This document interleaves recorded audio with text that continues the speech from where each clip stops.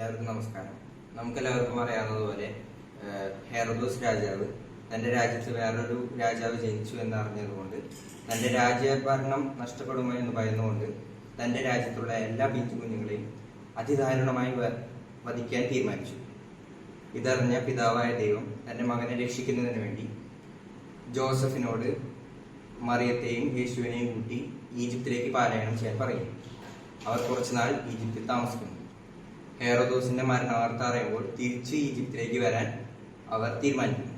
തിരിച്ച് യൂദയായിലേക്ക് വരാൻ അവർ തീരുമാനിക്കുന്നു. എന്നാൽ ഹെറോദോസിന്റെ മകനായ അർക്കലൂസ് ഹെറോദോസിനേക്കാൾ ക്രൂരനാണെന്ന് മനസ്സിലാക്കുമ്പോൾ അവർ നസ്രത്തിലേക്ക് യാത്ര തിരിക്കാൻ തീരുമാനിക്കുന്നു.